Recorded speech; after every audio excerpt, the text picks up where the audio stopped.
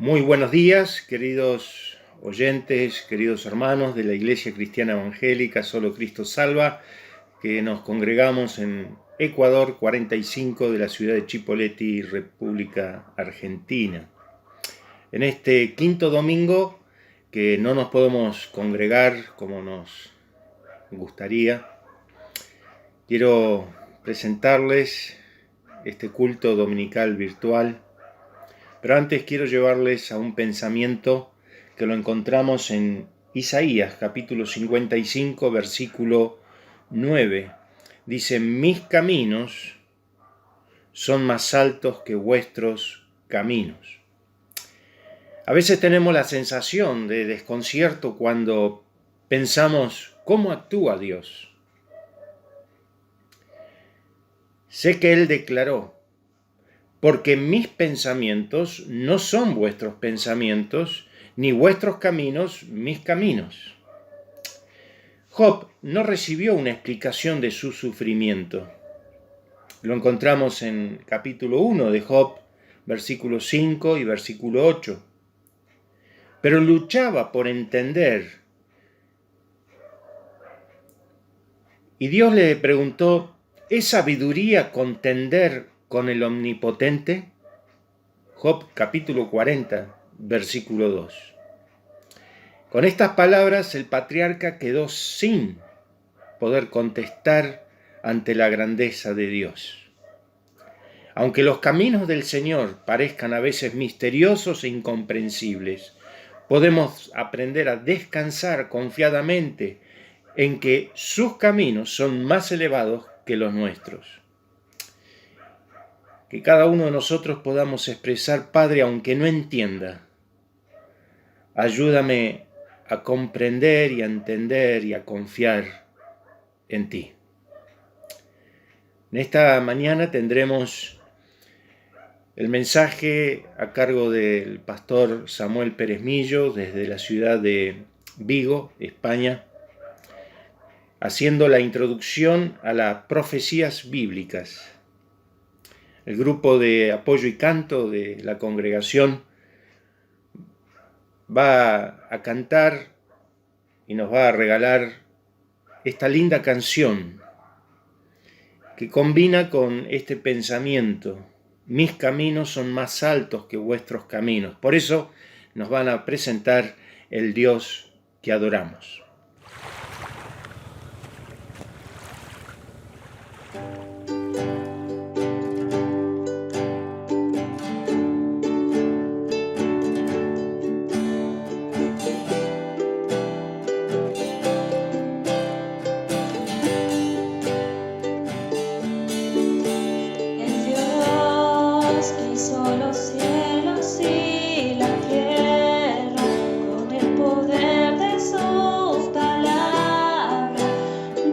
Con autoridad.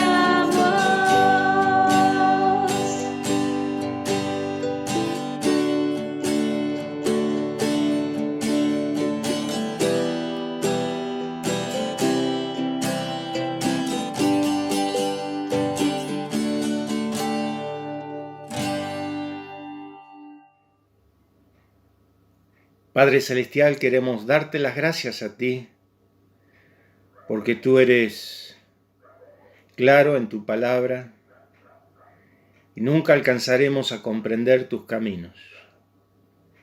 Pero una cosa debemos aprender, y es que tú eres un Dios todopoderoso, soberano, y has de conducirnos por los lugares que tú has decidido, pero tu mano estará siempre protegiéndonos, cuidándonos, dándonos la fortaleza, dándonos el consuelo.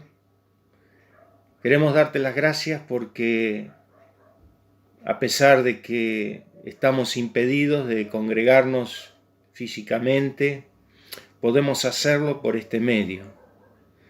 Rogamos tu bendición sobre todo este desarrollo de este video, que tu palabra pueda darnos claridad, que tu palabra pueda ser de edificación para cada uno de los que han de ver y escuchar este video. Bendice cada uno de aquellos que han participado, trabajando y colocando toda su capacidad, talentos y la buena disposición para que esto pueda llegarnos a cada uno de nosotros. Bendice tu palabra, bendice la congregación, bendice a aquellos que están pasando por tiempos de prueba. Y clamamos a ti, Padre, por sanidad para esta tierra. Clamamos a ti que tú pongas tu mano poderosa, si es tu voluntad, sobre toda esta situación que estamos atravesando. Queremos así encomendarnos en tus manos, dándote toda la gloria a ti, dándote las gracias por aquella obra inmensa que tú hiciste a nuestro favor allí en la cruz del Calvario. Te alabamos y te bendecimos. En el nombre del Señor Jesús. Amén. Estimados amigos y hermanos, he recibido en los últimos días bastantes preguntas sobre acontecimientos que van a venir, eventos que van a producirse en relación con la Iglesia y en relación con el mundo. No hay duda que el problema que estamos viviendo en este entorno social de nuestros días con la pandemia mundial del coronavirus despierta ciertas inquietudes en muchas personas que desean conocer algo más acerca de los eventos futuros.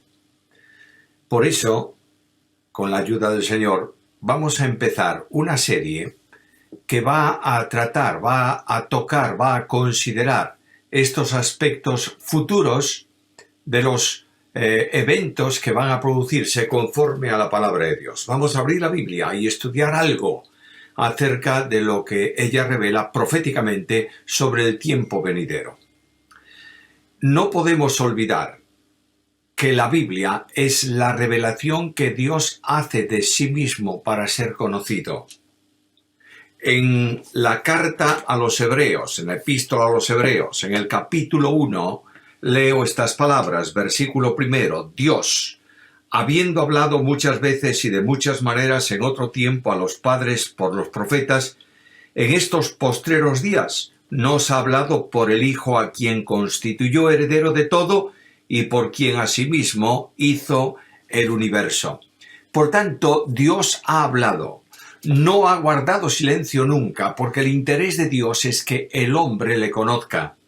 Jesucristo dijo que la vida eterna consiste en conocer al Padre y al Hijo. Dice literalmente en Juan capítulo 17, la vida eterna es que te conozcan a ti, el único Dios verdadero, y a Jesucristo a quien tú has enviado. De manera que el Dios de la gracia, de la bondad, de la misericordia, se revela. Y lo hace primeramente de una forma sencilla, yo diría simple, pero muy eficaz, muy eficiente, muy activa, muy real, por medio de la naturaleza. Pero de forma especial Dios ha dicho quién es, cómo es, qué quiere hacer, cuál es su proyecto, cómo quiere ser adorado, y lo estableció a lo largo de los años en la palabra suya por medio de los profetas.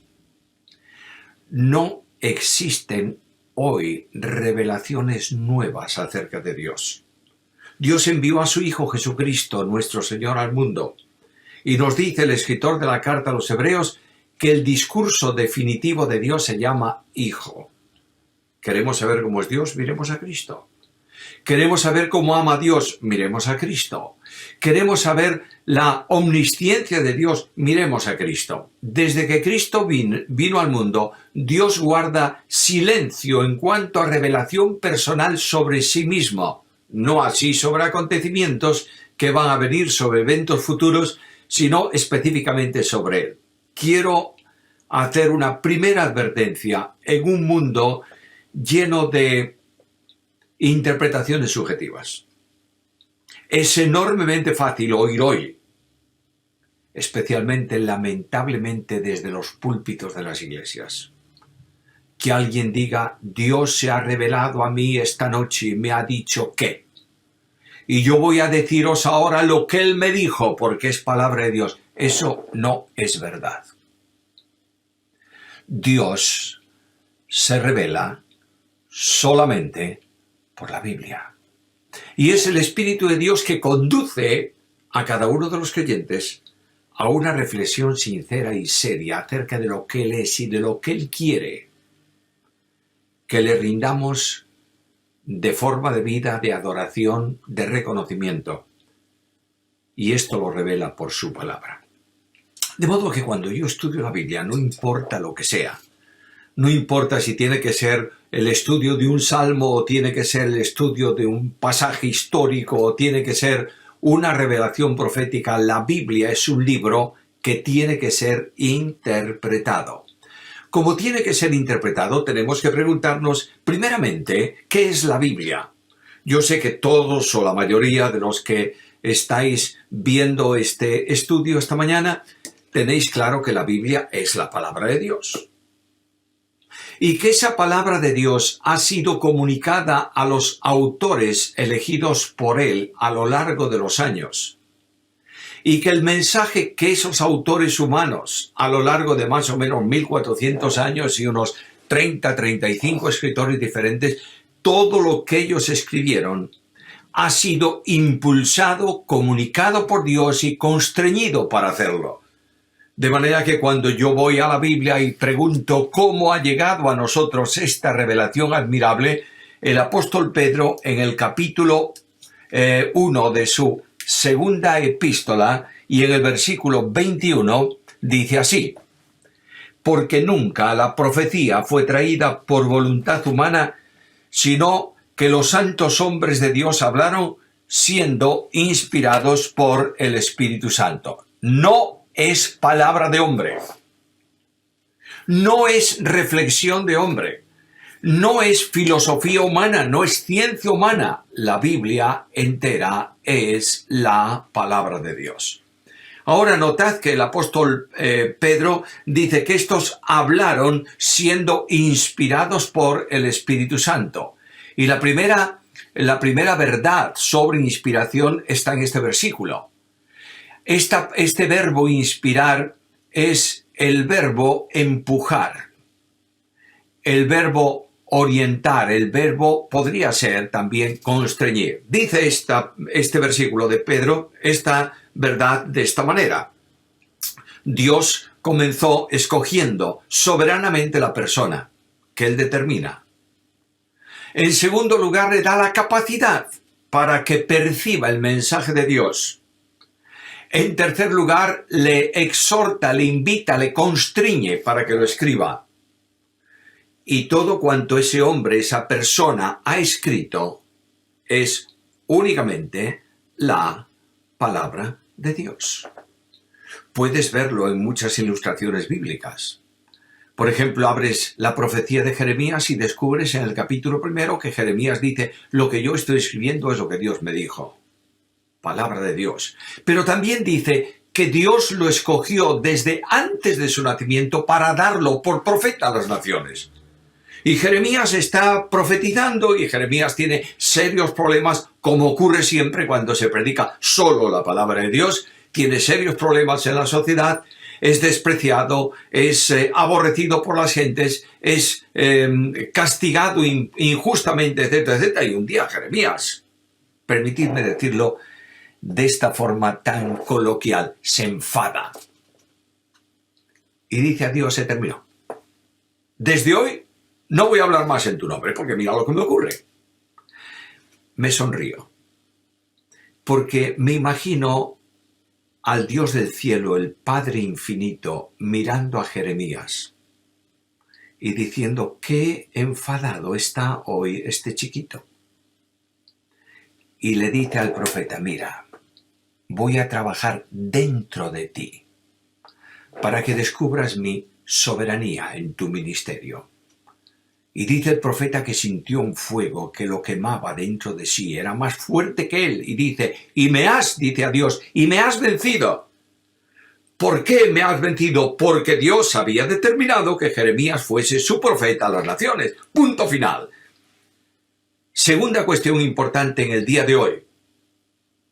Se cuestiona la soberanía de Dios.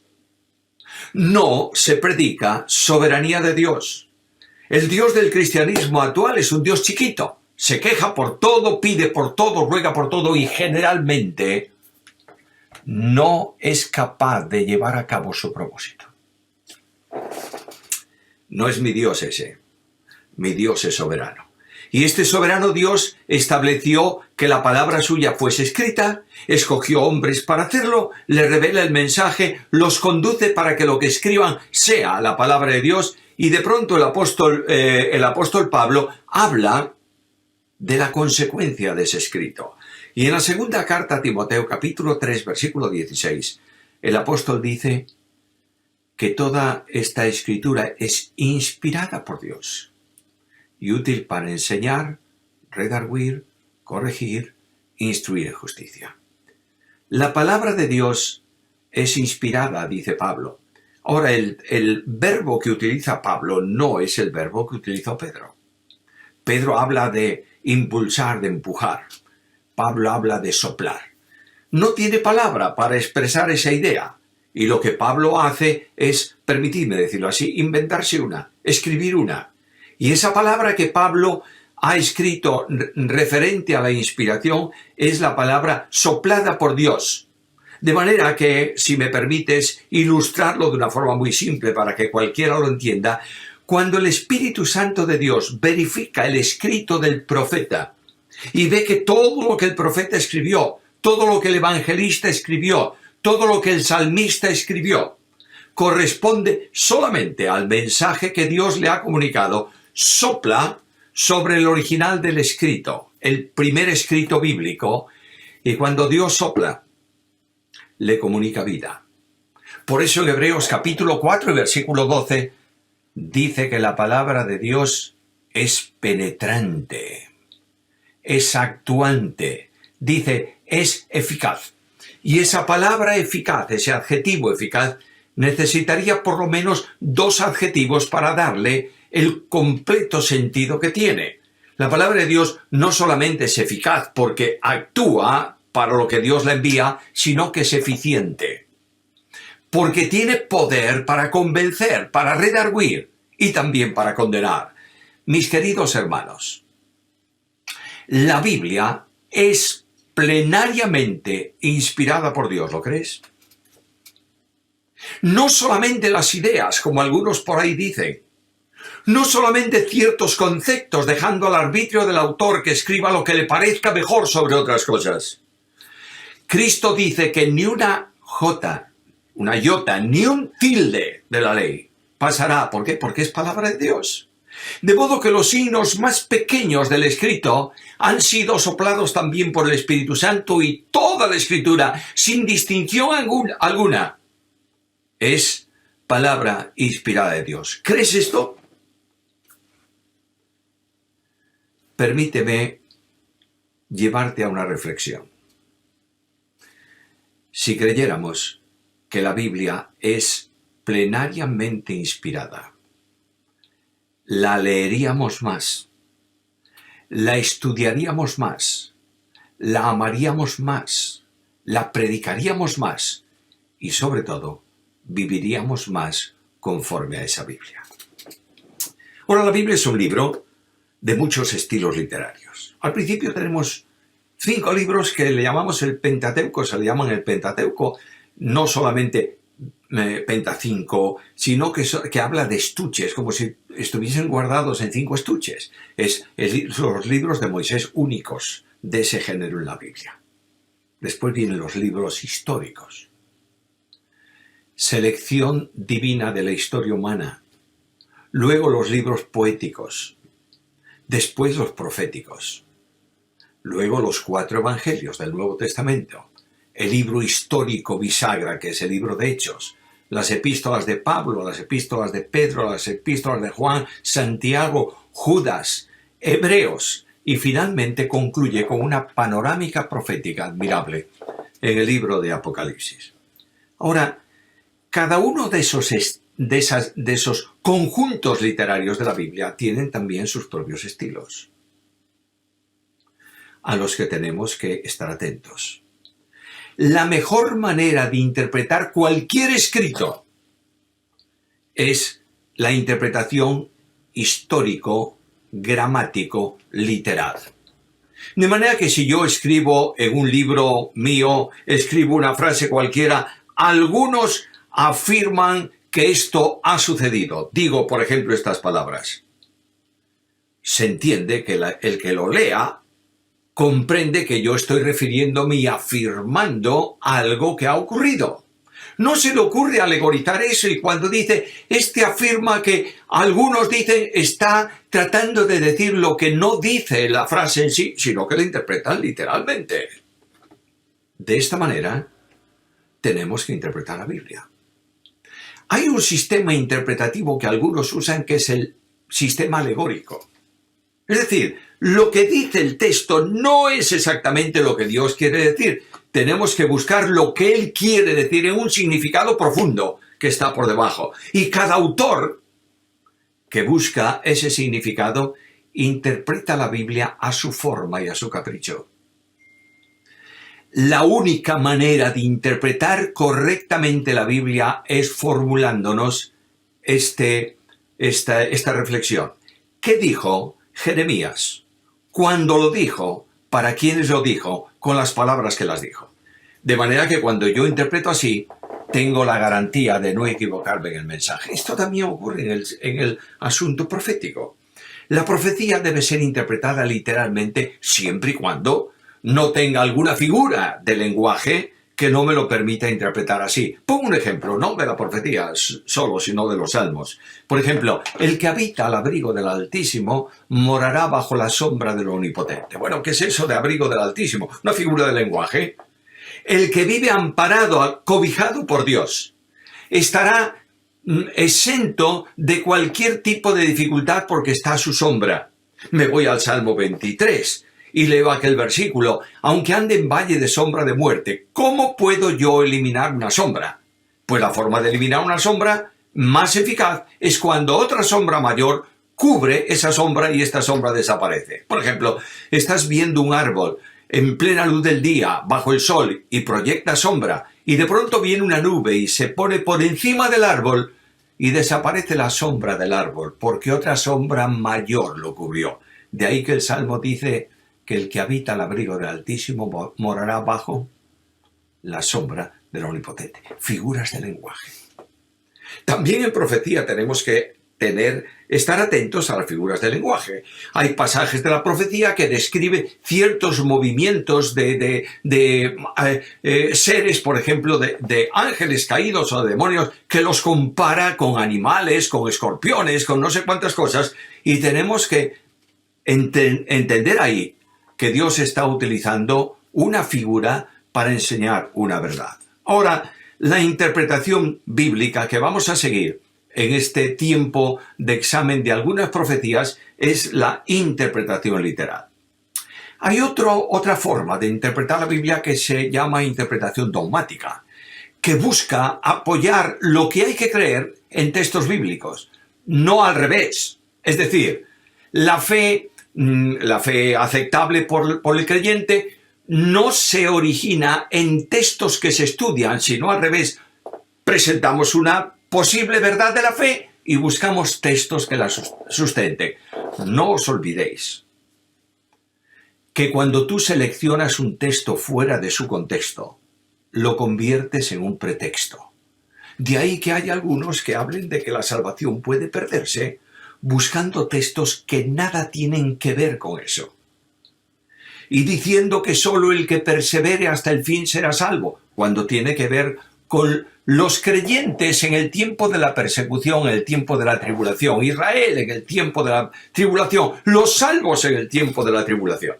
Nada tiene que ver con la pérdida de salvación.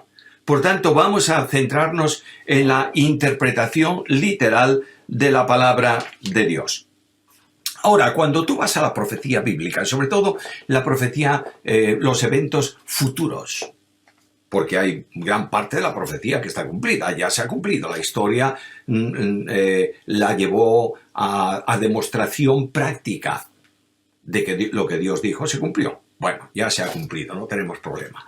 Pero cuando hablamos de acontecimientos, de eventos, mejor dicho, no tanto acontecimientos, eventos futuros, tenemos que tener muy en cuenta los sistemas interpretativos de las distintas escuelas interpretativas.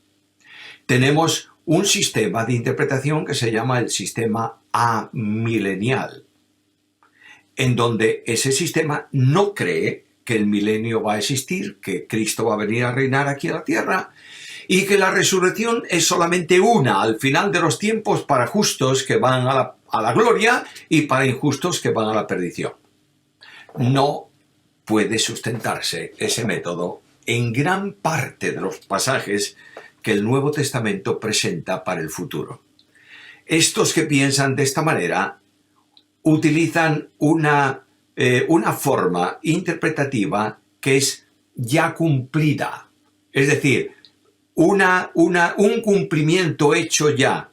Es una forma preterista. Lo que hay ahí no es para el futuro, se ha cumplido. Por ejemplo, cuando se habla de los eventos del capítulo 24 y 25 de Mateo, especialmente el 24, dice esto se cumplió todo cuando los romanos quemaron, derrotaron a los judíos y quemaron la ciudad y dispersaron al pueblo de Israel, etcétera, etcétera. No es así. No es así. Luego hay otro sistema que acepta que los acontecimientos van a producirse y se llama, habitualmente se conoce como interpretación dispensacional, se le llama el dispensacionalismo. Perdonadme que haga una reflexión. Todos los ismos y los istas son malos. Paternal, bueno. Paternalista, malo. Por tanto, el sistema no es dispensacionalista, es dispensacional. Es una hermenéutica, no una escuela teológica. Y con la hermenéutica dispensacional de que Dios se ha revelado y ha actuado a lo largo de los tiempos y tiene tiempos previstos para el futuro, podemos entender la profecía consecuentemente con la revelación de Dios. Dentro del sistema dispensacionalista hay un sistema llamado dispensacionalista histórico. Este sistema viene de la mano de algunas personas como Scofield, por ejemplo, que llegan a hablar de distintos evangelios, evangelio de la gracia, evangelio del reino, evangelio del futuro, de la tribulación. Vienen a decirnos también que los capítulos del Sermón de la Montaña no son para la Iglesia, son para Israel, porque es la ética del reino. La pregunta que formulo inmediatamente que se me dice esto es esta: ¿cómo se entrará al reino milenial de Jesucristo? Nicodemo preguntó a Jesús y Jesús se lo dijo: si no nacieres de nuevo, ni verás ni entrarás al reino.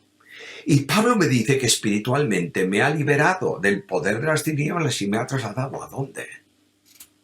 Al reino. Luego, si la ética del reino es lo que Cristo describe en esos capítulos, y yo estoy en el reino, en el tiempo actual, en el momento actual, esos capítulos son para mí. Y la enseñanza de ellos es una enseñanza para mi vida. Algo más.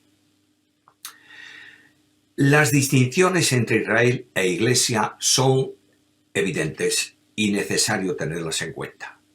Dios ha prometido a Israel promesas de tierra bendiciones temporales que no ha podido cumplir o no ha cumplido, no se ha dado el cumplimiento de ellas. ¿Se van a cumplir? Por supuesto. Dios lo ha determinado y durante el reino de Jesucristo esas promesas dadas a Israel, al Israel salvo, van a cumplirse. Pero los hombres no se han salvado de distinta manera a lo largo de la historia. El primer hombre que fue salvo en la tierra después del pecado fue salvo por gracia mediante la fe. Los hombres que se salvan hoy se salvan solo por gracia mediante la fe. Y los hombres que se salvarán, el último hombre que se salve antes de cielos nuevos y tierra nueva, será salvo por gracia mediante la fe. No hay distintos evangelios para apuntar a la salvación. El que cree es justificado, el que no cree es condenado. Por tanto, cuando alguien dice que el evangelio del reino es el evangelio que predicaba Juan, que el evangelio de Juan difiere del nuestro, yo pregunto, ¿cuál era el mensaje de Juan? Arrepentíos porque el reino de los cielos se ha acercado. ¿Solo eso? Ese es el primer punto. El segundo punto es este. He aquí el Cordero de Dios que quita el pecado del mundo. ¿Es tu evangelio y el mío o no? Sí, porque el evangelio de la Biblia es un evangelio eterno. De la misma manera que el plan de salvación es eterno, que Dios lo realizó y programó antes de ninguna acción suya, antes de que nadie de la Trinidad se exteriorizase, Dios determinó solidariamente salvar al pecador. El evangelio que proclama ese mensaje es también un evangelio eterno, porque sale de Dios y no de los hombres. Ahora, dicho todas estas cosas, tendríamos que ocupar todavía un tiempo más, pero voy a concluir esta introducción al estudio de la profecía, indicándoos que la profecía se estudia no para saber cosas del futuro, sino para vivir a la luz de la esperanza. La profecía es esencialmente una panorámica que el Dios de la historia da de lo que va a acontecer. El Dios de la Biblia es el Dios de la historia. Está sentado en su trono y ejerce soberanía y autoridad. Y el Dios de la Biblia conduce la historia conforme a su propósito y para su plan. Lo veremos cuando hablemos de los imperios que ha habido en el mundo. Y en este momento el Dios de la Biblia sigue sentado en el trono y sigue determinando la historia y sigue orientándonos y dándonos una panorámica de lo que va a suceder. Pero no hay señales para cuando la Iglesia sea trasladada a la presencia de Dios. Las señales son para Israel y para las naciones, no para la Iglesia. Algunos están, perdonadme la expresión, dispensadme, palabras un poco enfáticas, algunos están locos buscando señales. ¿Y sabes qué va a ocurrir? Va a venir el Señor, los va encontrando buscando señales en lugar de estar esperándolo a Él. Hermanos míos, si la Biblia se estudia para conocer más acerca de cómo vivir consecuentemente con ellas, es una bendición. Si se estudia para saber más cosas y para descubrir asuntos técnicos, hemos perdido el tiempo. Toda teología que calienta el cerebro y deja frío el corazón no es una buena teología. Pido al Señor su ayuda sobre este estudio y espero veros en la próxima ocasión. Que el Dios de la gracia añada su bendición. Gracias, Padre, te damos por tu palabra, porque en ella encontramos que tú eres un Dios que tienes todo bajo tu control. Pero, Padre, que podamos mantener nuestra expectativa, esa expectativa y esa esperanza gloriosa de que tú has de venir un día hasta las nubes a recogernos. Has de recoger a todos aquellos que han depositado toda su fe en el Señor Jesucristo, recibiéndole como su Salvador personal. Gracias por esta esperanza. Mientras esperamos ese día tan especial, danos la fortaleza, danos la sabiduría para vivir de una manera que te honre y te glorifique. En el nombre del Señor Jesús. Amén.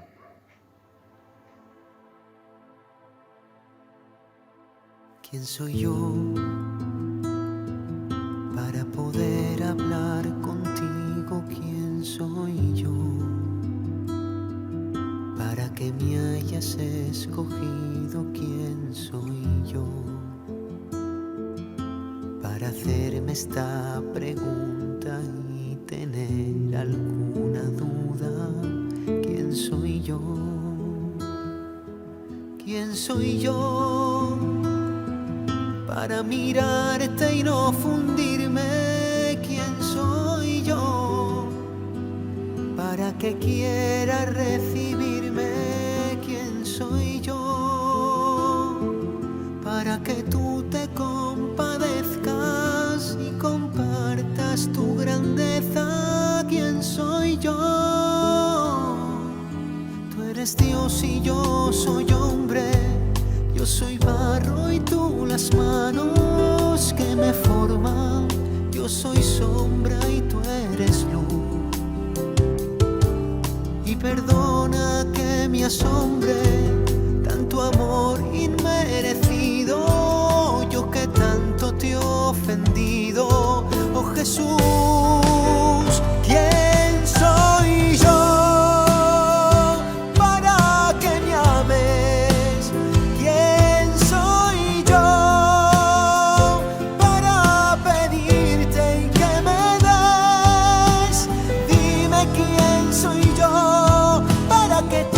Entregado en esa cruz y pagar por mis pecados. ¿Quién soy yo para que me hayas perdonado?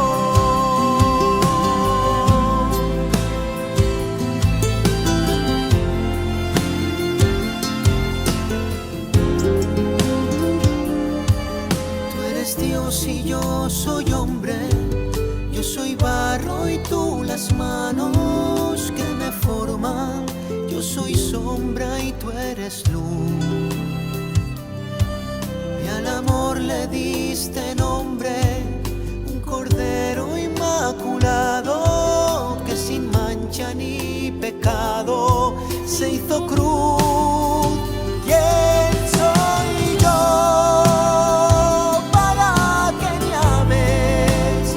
¿Quién soy yo para pedirte y que me des? Dime quién soy yo para que te hayas entregado en esa cruz y pagar por mis pecados. ¿Quién soy yo para que me hayas perdonado? ¿Quién soy yo para pedirte y que me des? Dime quién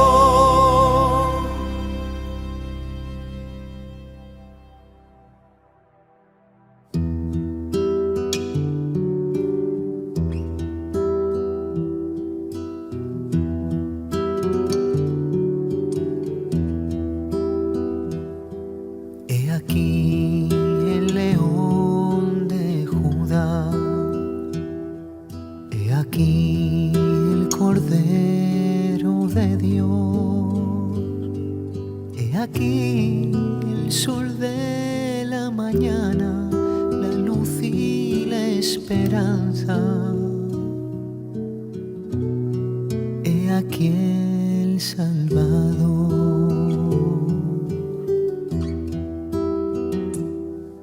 Mírale cómo carga la cruz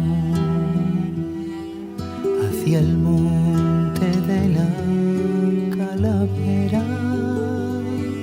Mírale cómo llora por ti.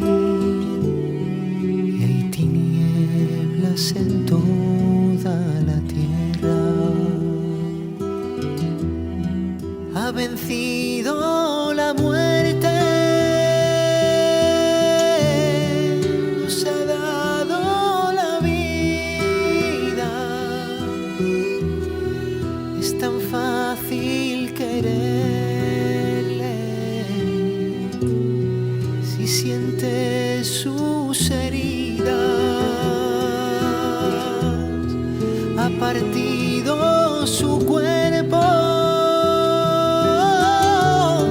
ha derramado su sangre por ti, por mí.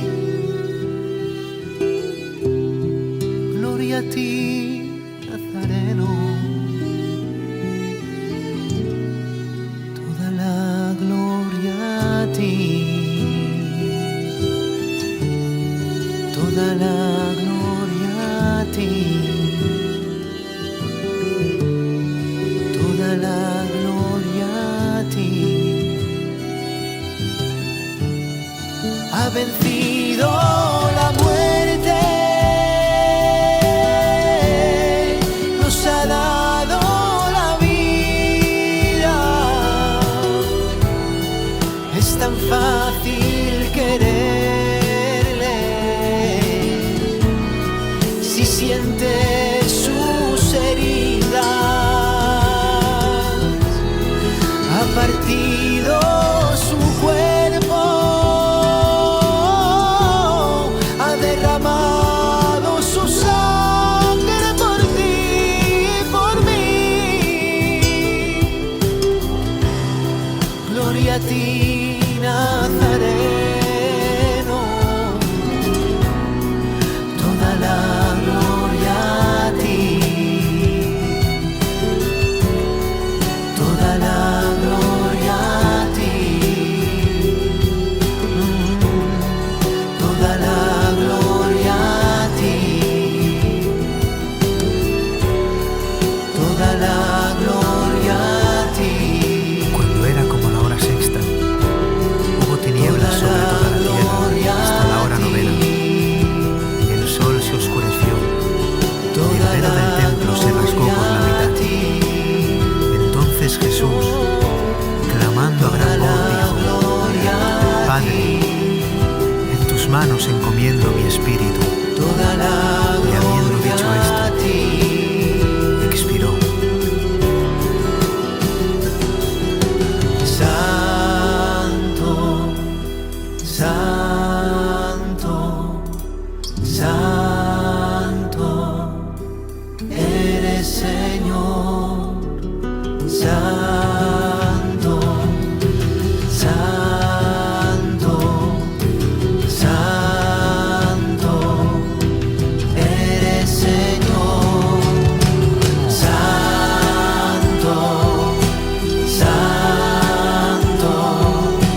santo, eres Señor. Santo, santo, santo, eres Señor. Santo, santo, santo, eres Señor. Cuando era como la hora sexta, hubo tinieblas sobre toda la tierra hasta la hora novena. El sol se oscureció y el velo del templo se rasgó por la mitad. Entonces Jesús, clamando a gran voz, dijo: Padre, en tus manos encomiendo mi espíritu. Cristo expiró.